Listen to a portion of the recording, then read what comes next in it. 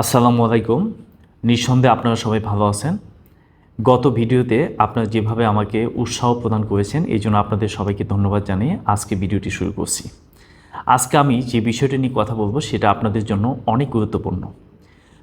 আজকে যে বিষয়টি নিয়ে কথা বলবো সেই বিষয়টি শুরু করার আগেই আমি একটা বিষয় টেনে আনবো। মূলত জাপান দ্বিতীয় বিশ্বযুদ্ধের পরে আপনারা সবাই জানেন যে হিরোশিমা নাগাসাকিতে বোমা বিস্ফোরণের পর জাপান বিধ্বস্ত হয়ে যায় এবং এমন বিধ্বস্ত জাপানটাকে আজকে তৃতীয় বৃহত্তম শক্তিশালী অর্থনৈতিক দেশে পরিণত করার জন্য যে মেথডটি বেশি ইফেক্টিভ হয়েছে সেই মেথডটি নিয়ে কথা বলবো। আর সেই মেথডটির নামটা হচ্ছে কাইজান। কাইজান মূলত জাপানি একটি শব্দ এবং কাইজান শব্দের অর্থ হচ্ছে কন্টিনিউয়াস ডেভেলপমেন্ট। অর্থাৎ কিভাবে ছোটো ছোটো প্রচেষ্টা, ছোটো ছোটো পদক্ষেপ, ছোটো ছোটো আবিষ্কার মানুষের জীবনটাকে আমূল পরিবর্তন আনিয়ে দিতে পারে, সেটাকেই বলা হচ্ছে কাইজান। তো কাইজান পদ্ধতি বোঝার জন্য আমরা এটাকে 10 প্রিন্সিপালে কনভার্ট করতে পারি এবং সেই 10 প্রিন্সিপালস অফ কাইজান নিয়ে আমি আপনাদেরকে সামান্য কিছু ধারণা দেওয়ার চেষ্টা করছি। আশা করি এই ধারণা আপনাদের জীবনটাকে পাল্টে দিতে পারে। Number 1, never stop. মানুষ যখন কাজ করে তখন কখনো থামা যাবে না। আপনার সফলতা যতক্ষণ পর্যন্ত অর্জিত না হবে ততক্ষণ পর্যন্ত আপনাকে কন্টিনিউয়াসলি কাজ করে যেতে হবে। এই বিষয়ে আমরা সহজেই একটি গল্প জানি, খরগোশ এবং কচ্ছপের গল্প। খরগোশ কিন্তু সে কচ্ছপের চেয়ে অনেক বড় একটি প্রাণী এবং তার যে হাঁটার যে গতি এটা অনেক বেশি ছিল। বাট খরগোশ কিন্তু নির্দিষ্ট দূরত্বে যাওয়ার পরে সে দেখে যে কচ্ছপ তো অনেক দূরে আছে, বিদায় সে ঘুমিয়ে যায়। সেই ঘুমের মধ্যে থাকে কিন্তু কচ্ছপ তার যে ছোটো ছোটো পদক্ষেপ ছিল সেই পদক্ষেপ দিয়ে সে আস্তে আস্তে আস্তে আস্তে সামনের দিকে যায় এবং একটা পর্যায়ে দেখা যায় যে কচ্ছপ তার গন্তব্যে পৌঁছে যায়, বাট খরগোশ তার যে ঘুমের জায়গায় ছিল সেই ঘুমের জায়গায় ঘুমন্ত অবস্থায় থেকে যায়। এখান থেকে আমরা সবাই বুঝতে পারি যে কচ্ছপের মতো ছোটো একটি প্রাণী সে শুধুমাত্র নেভার স্টপ এই পদ্ধতি ফলো করার কারণে সে জিতে যায় এবং সে সফল হয়। Number 2, eliminate old practice. আমাদের জীবনে প্রত্যেকেরই কিছু পুরানো অভ্যাস থাকে যেটা আমাদের প্রত্যেকের জন্য হিতকর, সমাজের জন্য হিতকর, ব্যক্তির জন্য হিতকর। সেই অভ্যাসগুলি আমাদেরকে পরিবর্তন করতে হবে এবং ভালো অভ্যাসের দিকে আমাদেরকে কনভার্ট করতে হবে। এই বিষয়ে আমি যদি আপনাদের একজন বিখ্যাত একজন তারকার নাম বলি, আপনারা সবাই চিনবেন, রবার্ট ডনি জুনিয়র, যিনি ফিল্ম জগতে যা আসার আগে তিনি মাদকাসক্ত ছিল এবং এই মাদকাসক্তে থাকার কারণে অনেক জেল জরিমানা তাকে খাটতে হয়েছিল এবং উনি রিহ্যাবিট সেন্টারে অনেক দিন ছিলেন। অবশেষে উনি ওনার মধ্যে একটা উপলব্ধি আসে এবং উনি মাদকাসক্ত থেকে নিজেকে সরিয়ে আনেন এবং উনি হলিউড জগতে প্রবেশ করেন এবং মার্ভেল সিরিজে যিনি আয়রন ম্যান ক্যারেক্টার অভিনয় করেছিলেন তিনি হচ্ছেন সেই রবার্ট ডনি জুনিয়র, যাকে আমরা টনি স্টার্ক নামে চিনি এবং এই মুহূর্তে উনি হচ্ছে মার্ভেল সিরিজের হাইয়েস্ট পেইড অ্যাক্টর হিসেবে কাজ করেছেন। ঠিক তেমনি আপনি চাইলে আপনার জীবনে যে পুরানো অভ্যাস আছে, যেটা বদ অভ্যাস আছে, সেই অভ্যাসটাকে আপনি গুড হ্যাবিটে কনভার্ট করে আপনার জীবনে আপনি সফল হতে পারেন। Number 3, be proactive. Be proactive মানুষের জীবনের জন্য খুবই গুরুত্বপূর্ণ এবং বি প্রোঅ্যাক্টিভের অনেক উদাহরণ দেওয়া যাবে, বাট আমি আপনাদের সামনে একটা হিস্টোরিক্যাল একটা এক্সাম্পল দিব। 1971 সালে অসংখ্য রক্তের বিনিময়ে, অনেক মা বোনের ইজ্জতের বিনিময়ে আমাদের দেশ স্বাধীন হয়েছিল। তাদেরকে সম্মান জানিয়ে আমি এই উদাহরণটা দিতে চাচ্ছি। 1971 সালে আমাদের শক্তি পশ্চিম পাকিস্তানের শক্তির তুলনায় খুবই সামান্য ছিল। আমাদের অস্ত্রশস্ত্র ছিল না, বাট পশ্চিম পাকিস্তানিদের অস্ত্রশস্ত্রে তারা সজ্জিত ছিল। আমাদের অর্থনৈতিক শক্ত কোনো ভিত্তি ছিল না, বাট তাদের অর্থনীতি ছিল অনেক শক্তিশালী। বাট আমাদের দেশের মানুষ যারা ছিল, কামার, কৃষক, কুমার, আবার বৃদ্ধ বনিতা, তারা প্রোঅ্যাক্টিভ ওয়েতে, তাদের মধ্যে কোনো রিয়াক্টিভ কোনো অ্যাকশন ছিল না। তারা সবাই প্রোঅ্যাক্টিভ ওয়েতে যুদ্ধ করে পশ্চিম পাকিস্তানিদের এই দেশ থেকে তাড়িয়ে দিয়ে বাংলাদেশকে একটি স্বাধীন সার্বভৌম রাষ্ট্র হিসেবে ঘোষণা করে। এবং আপনারা চাইলে আপনাদের জীবনেও এরকম প্রোঅ্যাক্টিভ অ্যাটিটিউডের মাধ্যমে আপনার জীবনের প্রত্যেকটা স্তরে আপনি সফল হতে পারেন। Number 4, don't assume new method will be work. আপনি কখনোই ভাববেন না যে অন্যের অভ্যাস, নতুন একটি অভ্যাস আপনার জীবনকে পরিবর্তন করতে পারে। আপনার জন্য হতে পারে নতুন একটি অভ্যাস, আবার অন্যের জন্য হতে পারে এই অভ্যাসটি তার জন্য ক্ষতিকর। এই ক্ষেত্রে আমরা একটি উদাহরণ দিলে আপনারা বিষয়টা আরও ক্লিয়ার হবেন। যেমন আপনারা জানেন সিঙ্গাপুরের উন্নতির পিছনে সবচেয়ে গুরুত্বপূর্ণ যে আইডিয়াটি কাজে লাগিয়েছিল সেটা হচ্ছে যে ওরা সমুদ্রের পাশে অনেক সুন্দর সুন্দর কিছু হোটেল, সুন্দর সুন্দর দর্শনীয় কিছু জায়গা তারা বের করেছিল এবং সেখানে তারা অনেক টাকা ইনভেস্ট করে তারা এই জায়গাটা কি সুন্দর করেছিল। বিধায় পৃথিবীর যারা পর্যটক আছেন তারা আকৃষ্ট হয়ে ওই সিঙ্গাপুরে ঘুরতে যায় এবং তারা ওখানে হিউজ টাকা পয়সা ওখানে ইনভেস্ট করে চলে আসে।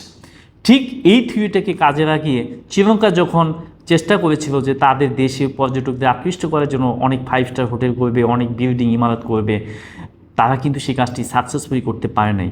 তারা এই কাজটি শেষ করতে না পেরে তারা কিন্তু অবশেষে দেউলিয়ায় পরিণত হয়, যেটা আমরা সবাই জানি। এই জন্য আপনি আপনার জন্য যে ইফেক্টিভ যে হ্যাবিট, এই ইফেক্টিভ হ্যাবিটটা আপনি আপনার জন্য যেটা ভালো সেটাকে সিলেক্ট করুন। Number 5, make correction. আমাদের জীবনে সংশোধনের শেষ নেই। আমাদের জীবনে সবসময় একটা স্বাভাবিক একটা অভ্যাস থাকা উচিত যে আমাদের যা কিছু ভালো সেটাকে অ্যাবজর্ব করতে হবে। এই বিষয়ে আপনাদের আশেপাশে অনেক সুন্দর একটি এক্সাম্পল আমরা সেট করতে পারি। যেমন আপনার যে শিশু বা আপনার যে বেবি, সেই বেবি দেখবেন সে কথা বলার চেষ্টা করে, তার বয়স যখন 2 থেকে 2.5 বছর হয় সে কথা বলার চেষ্টা করে। কথা বলতে বলতে দেখবেন সে অস্পষ্ট থেকে আস্তে আস্তে স্পষ্টতার দিকে যাচ্ছে। সে কি বুঝে? সে কিন্তু বুঝে না। সে জাস্ট তার যে 2টি কান আছে সেই কান থেকে সে অন্যের কথাগুলো শ্রবণ করে এবং সে ডে বাই ডে সে কারেক্টিভ অ্যাকশন নিচ্ছে। এইভাবে একজন শিশু আস্তে আস্তে আস্তে অস্পষ্টতা থেকে স্পষ্টতার দিকে যায় এবং সামাজিকভাবে সে ভালো ভালো কথা বলতে শিখে।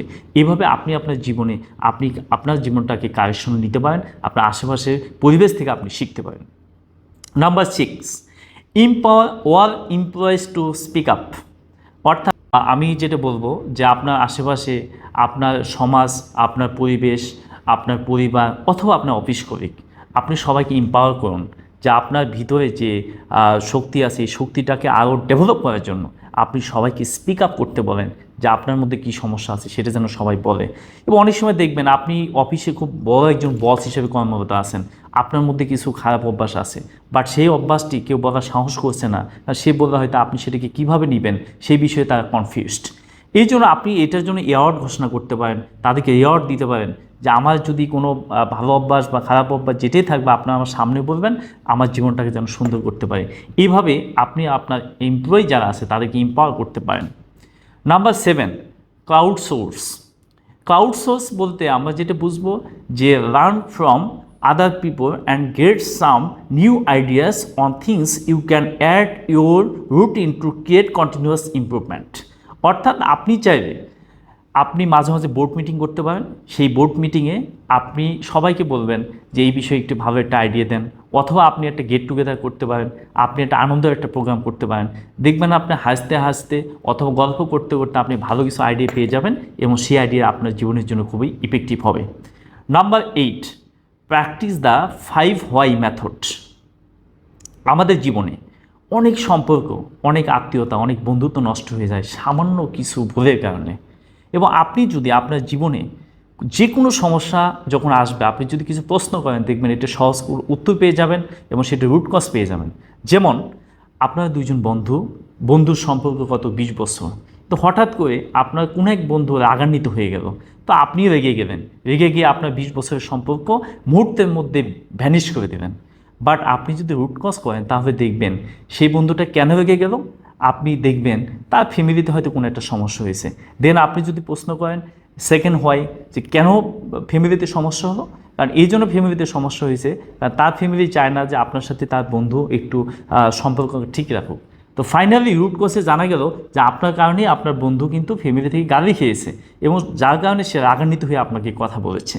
তো এইভাবে আমরা যে কোনো সমস্যাকে সমাধানের জন্য আমরা কি করব, 5 হোয়াই মেথডটা এক্সারসাইজ করব। Number 9, be economical. আমরা জানি যে অর্থ ছাড়া আমাদের এক পাও আমরা চলতে পারি না। এই জন্য যে কোনো কাজে আমাদেরকে অনেক ইকোনমিক্যাল হইতে হবে।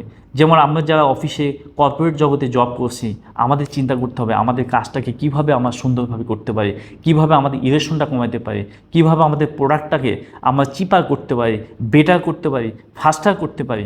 অর্থাৎ আমাদের প্রত্যেকটা কাজে আমাদের বি ইকোনমিক্যাল হইলে আমরা ব্যক্তিগত জীবন, অফিস জীবন, সমাজ জীবন এবং রাষ্ট্রীয় জীবনে আমরা বেটার লাইফ লিড করতে পারি। Number 10, don't stop. আমি উপরোক্ত 9টি পয়েন্ট নিয়ে কথা বলছি এবং লাস্ট পয়েন্ট আপনাদেরকে সেটাই বলছে যে আপনারা কখনোই কাজে থেমে যাবেন না, কাজ কন্টিনিউ করতে থাকবেন এবং কাজের গতি আপনার স্টেপ বাই স্টেপ বাড়াবেন এবং ছোটো ছোটো বা ক্ষুদ্র ক্ষুদ্র প্রচেষ্টার মাধ্যমে আপনার জীবনকে সুন্দর করবেন এবং কাইজেন নীতিকে ফলো করবেন। আশা রাখি আজকের যে আলোচনা করলাম সেই আলোচনা আপনাদের ব্যক্তিগত, পারিবারিক এবং সমাজ এবং রাষ্ট্রীয় জীবনে খুব ইফেক্টিভ হবে এবং এটা যদি আপনাদের ভালো লাগে অবশ্যই আপনারা কমেন্ট বক্সে সেটি জানাবেন। এবং আপনাদের সবাইকে আরেকটি অনুরোধ করব যে আসুন পরিবেশটাকে আমরা রক্ষা করি, আমরা বেশি বেশি সচেতন হই এবং ডেঙ্গু মশার উপদ্রব থেকে নিজেদেরকে প্রতিরোধ করে তুলি এবং সবাইকে সুস্থ রাখার চেষ্টা করি। ধন্যবাদ সবাইকে।